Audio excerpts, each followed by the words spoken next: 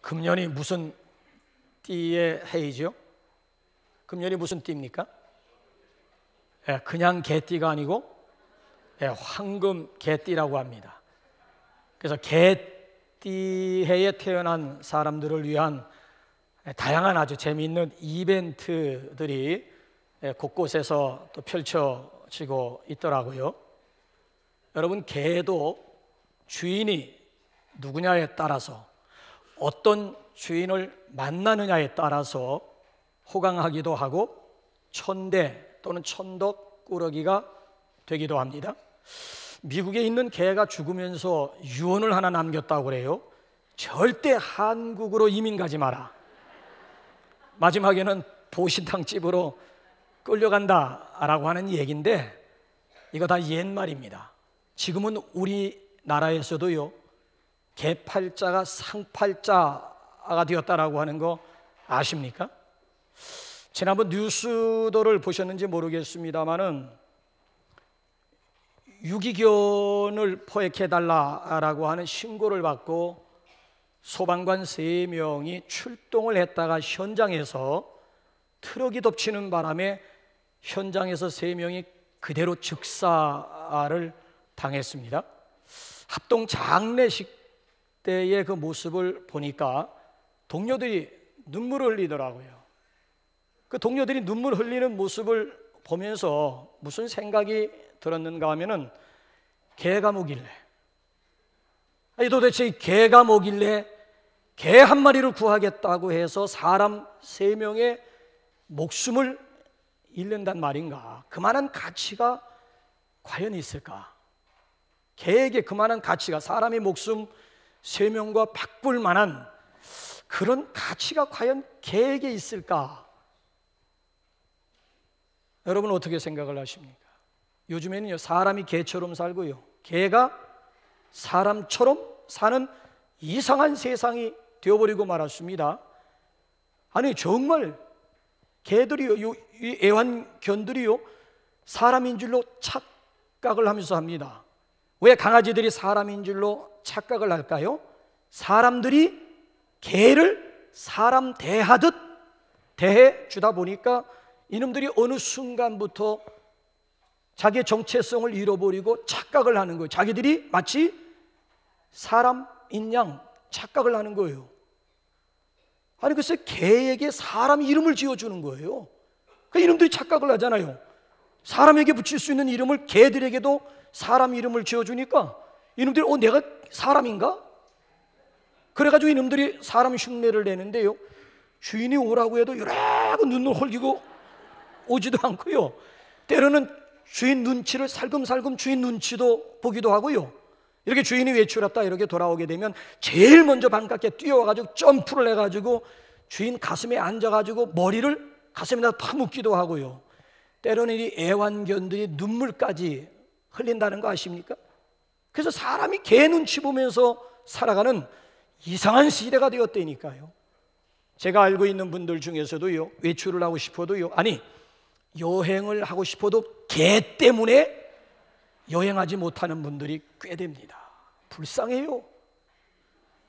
여행을 하고 싶은데 개 때문에, 정말이에요, 개 때문에 여행도 제대로 못하는 거 있죠. 밖에 외출을 했다가도요, 밥 먹을 시간 됐다고, 아니 불이 나게 어디가 개 밥 먹을 시간, 개 밥 줘야 된다. 아니 노부모님이 집안에 계시더라도 밥 차려드려야 된다고 해서 불이 나게 달려가는 사람 아직까지 제가 만나보지는 못했어요. 이 사람이 개만도 못한 대접을 받고 있는 이런 세상이 되었다니까요. 가정에서도 서열이 정해져 있다는 거 아십니까? 어느 아버지가 서울에 아들네 집에 올라왔다가 일주일도 못 해가지고 다시 내려갈 때 편지 하나를 써놓고 갔대잖아요. 넷째야 다섯째는 내려간다. 아들에게 편지 쓴 게 넷째야 다섯. 일주일 동안 가만히 와서 보니까 집안의 서열이 딱 정해져 있더라는 거예요. 당신을 보니까 개만도 그 집에 애완견만도 못하는 거야. 아들놈도 봐도 이놈도 개만도 못하는 거야. 그래가지고 아버지가 조용히 편지 한 장 써놓고 내려갔는데, 넷째야 이 다섯째는 다시 지방으로 내려간다 하면서 조용히 사라졌다라고 하는 얘기죠. 여러분들은 가정에서 서열 몇 순입니까? 여러분들 가만히 보세요. 집안의 서열들이 다 힘입어서 정해져 있는데 여러분들은 당 서열 과연 몇 위를 자랑할 수가 있겠느냐라고 하는 얘기예요. 미국 저 뉴저지의 봄이라고 하는 개는요, 주인이 죽으면서요 100만 달러를 유산으로 물려주었어요. 100만 달러. 변호사가 관리를 하는데요, 개 전용 캐디락 승용차가 뭔지 아세요? 캐디락 전용 승용차의 전용 운전사를 고용을 했고요, 매일같이 개 주치의 수의사가 개 건강을 매일같이 점검하고요, 개 의상 전문 디자이너가 디자인한 옷을 개에게 매일같이 갈아입히는 거 있지요. 그러니까 주인을 누구 만나냐에 따라서 개 팔자가 완전히 상팔자가 되어버리고 만 거예요. 제가 지난번에 신방하면서 깜짝 놀랄 만한 뉴스 하나, 그분의 경험이에요. 그분의 경험. 여러분, 뭐 개 의사가 있고 개 병원이 있다라고 하는 건 이미 우리가 다 알고 있는 바이고요, 개가 마지막 죽으면 화장을 해가지고 낙골당에 모시는데 장례 비용이 300만 원에서 500만 원입니다. 500만 원.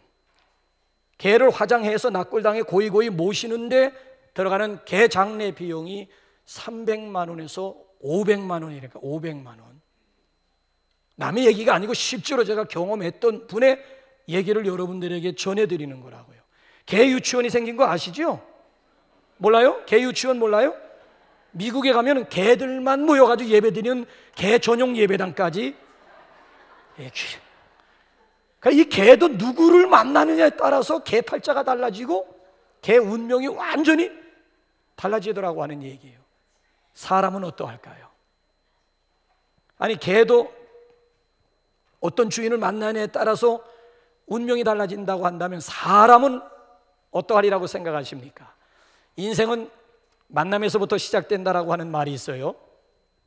우리는 살아가면서 다양한 종류의 사람들을 많이 만나는데 그 만남이 우리에게 직접적으로 간접적으로 엄청난 영향을 준다라고 하는 얘기지요. 좋은 부모 만남으로 인해 가지고 사랑이 무엇인가를 배우고 인생의 지침을 배우는가 하면은 또 좋은 친구들을 만남으로 인해 가지고 대인관계, 인간관계에 대한 이렇게 기초를 또 쌓기도 하고요, 또 좋은 선생님 만남으로 인해 가지고 인격이 성장하는 것은 물론이고 삶의 지혜, 삶의 방법을 배우기도 하고요, 또 좋은 배우자를 만남으로 인해서 인생이 행복하기도 하지요. 어쨌든 우리가 이 세상 살아가면서 다양한 종류의 사람들을 만나게 되는데 그 다양한 만남 가운데 가장 소중한 만남이 있다면 역시 예수 그리스도와의 만남인 줄로 믿습니다. 왜냐하면 그분만이 우리 인생의 길이 되고 그분만이 인생의 진리요, 그분만이 인생의 생명이 되기 때문입니다. 그래서 이런 말이 있어요. 인생의 방황이라고 하는 것은 예수님 만나면 끝나고, 영적인 방황, 신앙생활의 방황이라고 하는 것은 좋은 교회 만나면 끝이 난다라고 하는, 예수님으로 인해서 내 운명이 달라질 수가 있다는 얘기죠. 일본의 야나기 하라라고 하는 사람이 1920년에서 1927년까지 우리나라의 송두영, 함석헌, 양인성, 유석동, 정상훈 씨와 더불어 우찌무라 간조, 유명한 신학자 가운데 우찌무라 간조로부터 성경을 배우고 기도하는 가운데 예수 그리스도를 만났습니다. 이분이 나중에 동경제국대학의 경제학부 교수가 되었는데 이분은 자기 민족에 대한 불만이 너무 많은 분이에요. 한국을 이렇게 있잖아요, 한국을 이렇게 점령하고 중국을 막 쳐들어가는 이런 모습을 보면서 우리 일본이 이러면 안 된다고, 침략 전쟁은 이건 안 된다고 하면서 아주 맹비난을 퍼부었던 분이 결국 괘씸죄에 걸려가지고 결국 해직, 교수로부터 해직당해가지고 얼마나 어렵게 생활했는지 몰라요. 자, 나중에 이제 2차 대전이 끝난 후에 이 상황이 반전이 되어가지고 이분이 제국대학이 아니고 동경대학의 제1대 총장님이 된 겁니다. 자, 총장이 되었을 때 기자가 찾아와서 그에게 질문을 던졌습니다. 총장님, 만약에 죽었다가 다시 태어난다면 어떤 사람으로 태어나고 싶습니까? 라고 했을 때 야나기 하라라고 하는 총장님이 빙그레 웃으면서 안 태어나고 싶습니다. 그러니까 깜짝 놀란 거예요. 아니, 안 태어나고 싶다니요. 이때 이분이 진지한 표정으로 뭐라고 대답한 줄 아십니까? 우리 일본에는 얼마나 많은 미신과 우상들이 많은지 모릅니다. 800만 가지의 우상을 가지고 있는 나라입니다. 이런 나라에 다시 태어나가지고 내가 예수를 믿고 예수 만나기는 하늘의 별 따기입니다. 기적입니다. 확률이 없습니다. 나 안 태어나고 싶습니다. 나 지금 모처럼 예수 만나 행복한 인생을 살고 있는데 내가 죽었다가 다시 이 땅에서 태어나라고요? No thank you. 안 태어나고 싶다. 지금 예수 만나 지금 예수님과 더불어 최고 황금기를 지금 누리고 있는데 나로 죽었다가 다시 이 나라에 태어나라고요? No, no, no. 안 태어나고 싶다라고 하는 그런 얘기를 했다고 그래요. 그러니까 우리 일생 가운데서 예수 그리스도를 만난다라고 하는 것은요, 이건 기적 중에 기적이 아닐 수가 없고, 이건 축복 중에 축복, 이건 사건 중에서도요, 이건 위대한 사건이 아닐 수가 없다는 얘기죠. 오늘 저는 여러분과 더불어 예수 만남으로 인해서 변화된 한 사람의 스토리를 함께 나누고자 합니다. 자연인이 예수를 만남으로 인해 가지고 어떻게 그의 제자가 되어 가는지 그 과정을 좀 한번 살펴보고자 합니다. 어떻게 자연인 시몬이라고 하는 사람이 어떻게 베드로가 되었는지, 자연인이었던 시몬이라고 하는 사람이 어떻게 예수님의 제자가 되었는지 그 과정을 좀 살펴보면서 은혜를 나누고자 합니다. 자, 예수님을 만나면은 어떤 축복, 어떤 은혜가 임할까요? 자, 오늘 여기 본문 말씀을 보면요, 베드로는 예수님을 만남으로 인해 가지고 놀라운 기적을 경험하게 되었습니다. 무슨 기적입니까? 자, 오늘 여기 본문 말씀을 보게 되면은 굉장히 지금 피곤에 지쳐 있는 사람들을 만나게 되지요. 그 이유는 헛수고 때문입니다. 밤새도록 밤새도록 그물을 내렸음에도 불구하고 nothing, 피라미 새끼 한 마리 못 잡은 거 있죠. 그러니 그 다음날 얼마나 피곤했겠어요. 만약에 여러분 간밤에 만선이 되었다라고 하면 그 아침은 피곤이 어디 있습니까? 룰루랄라 막 콧노래가 나오면서 행복한 아침을 맞이할 것 아니겠습니까? 근데 이건 밤새도록 그물질을 했음에도 불구하고 피레미 새끼 한 마리 건지지 못했다니까요. 그러니 얼마나 지금 피곤에 지쳐 있었겠느냐는 얘기죠. 자, 이런 시점에 예수님이 베드로를 찾아온 거예요. 베드로를 찾아옴으로 인해 가지고 오늘 여기 본문 말씀을 보게 되면 그물이 막 찢어질 정도로 잡았을 뿐만 아니라 동업자 100까지 불러가지고 두 배에 물고기를 이렇게 채우며 배가 잠길 정도로 만선이었죠. 젊은 사람들 말로는 대박이었습니다. 대박. 예수 만남으로 인해 가지고 대박 인생의 주인공이 되었습니다. 예수님은 요한복음 10장 10절에서 분명하게 말씀합니다. 내가 온 것은 양으로 생명을 얻게 하고 더 풍성히 얻게 하려 함이라. 그러니까 예수님께서 이 세상에 오심으로 말미암아 우리가 구원받았다는 얘기가 아니에요. 구원은 물론이지만은 우리의 인생 삶 자체가 예수님으로 인해서 대박 인생이 되었다는 거예요. 저와 여러분 모두가 우리 예수님 때문에 기적의 주인공들이 될 수 있기를 주님의 이름으로 축원합니다.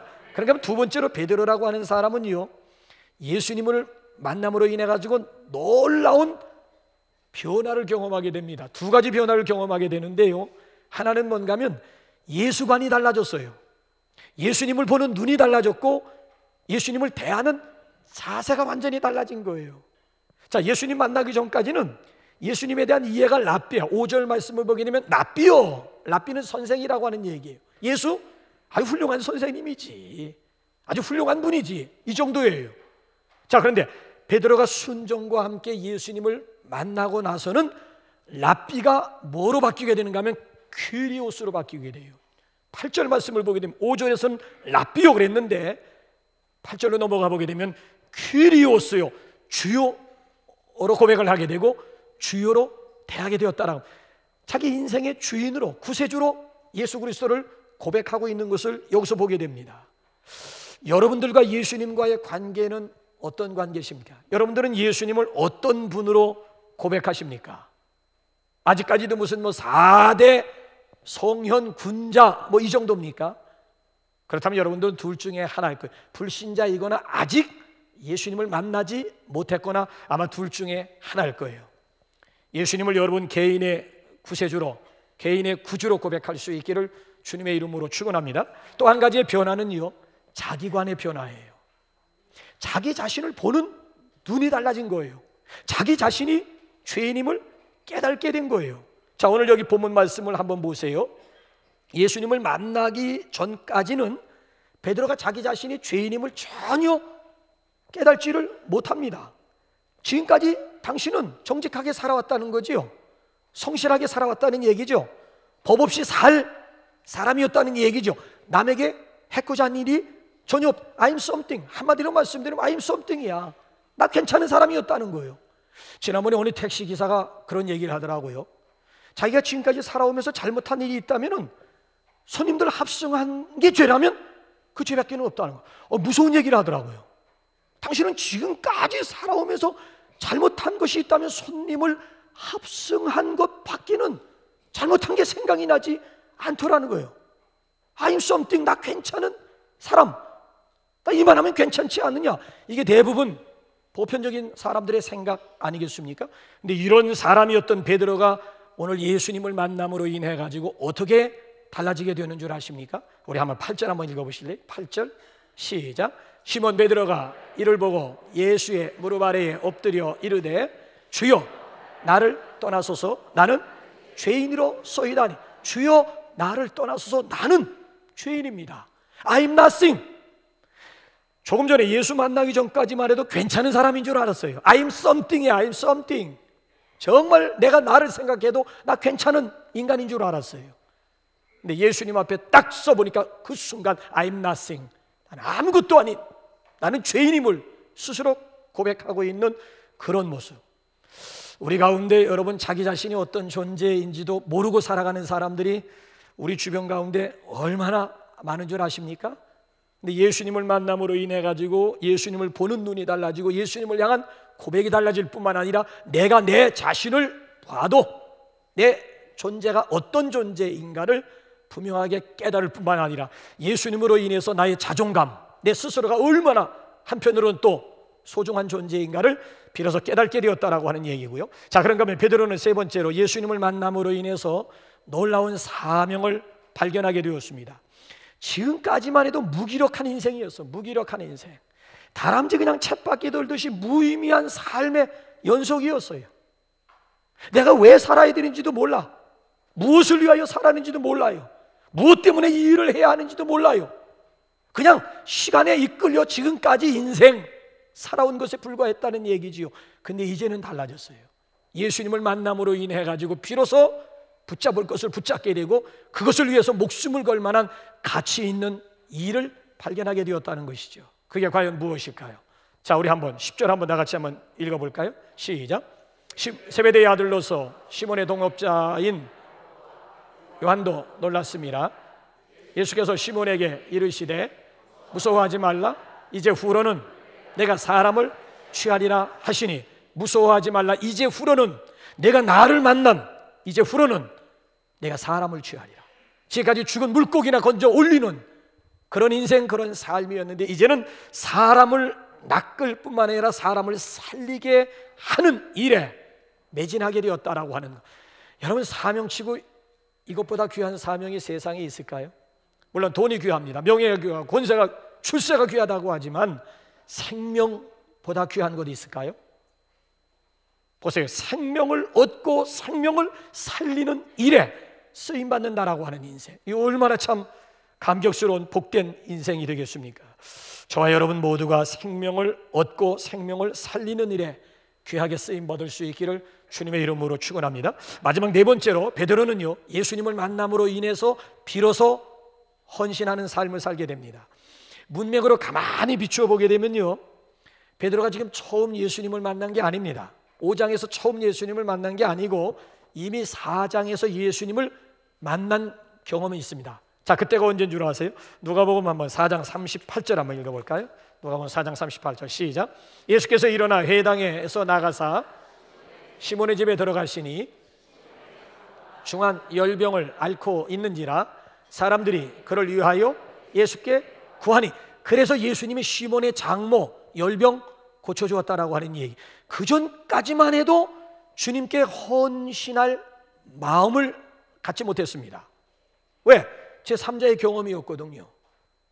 자기 경험이 아니었거든요. 간접적인 경험이었거든요. 자, 그런데 오늘 여기 5장으로 넘어와 보게 되면 예수님을 1대1로 개인적으로 예수님을 만나고 나서 완전히 생각도 달라질 뿐만 아니라 자세가 완전히 달라지게 되었지요. 전적으로 헌신이 가능했다라고 하는 거죠. 어느 정도 헌신했는지 한번 11절 끝으로 우리 한번 다 같이 한번 읽어보시겠습니까? 시작. 그들이 베드로를 육지에 대고 모든 것을 버려두고 예수를 따르니라. 자, 베드로를 비롯해가지고 세베대의 아들 야고보와 요한까지 모든 베드로를 버려두고 모든 것을 버려두고 예수를 따라갔다. 그 모든 것 속에는 물론 배도 그물도 방금 잡은 물고기도 가족도 포함되어 있었겠지요.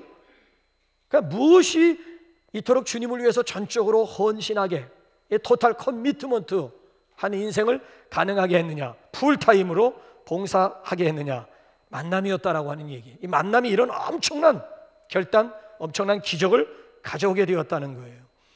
우리가 알고 있는 조지 휘필드라고 하는 사람은요, 한 주간 동안에 40시간 설교를 했고요, 60시간 동안 필드에 나가가지고 전도를 했다고 해요.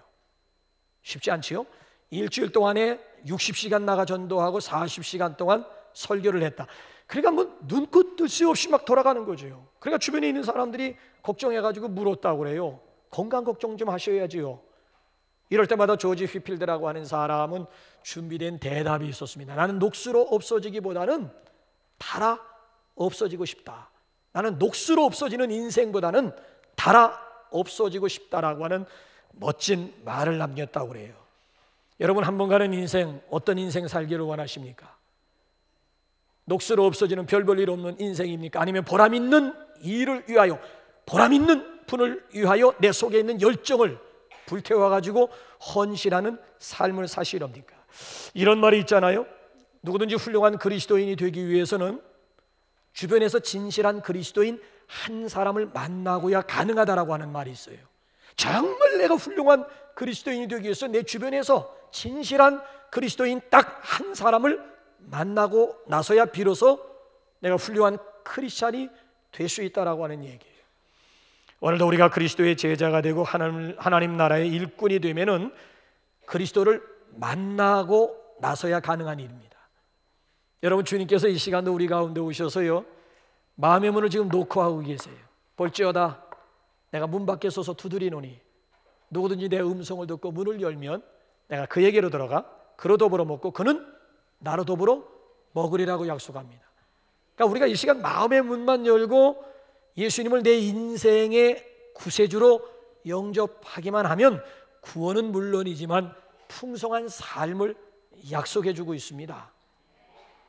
여러분, 이 시간 예수 그리스도를 구주로 영접함으로 인해서 남아있는 인생, 베드로와 같이 대박 인생, 풍성한 삶의 주인공이 되시기를 주님의 이름으로 축원합니다. 우리 시간 우리 솔리스트의 우리 찬양과 함께 준비한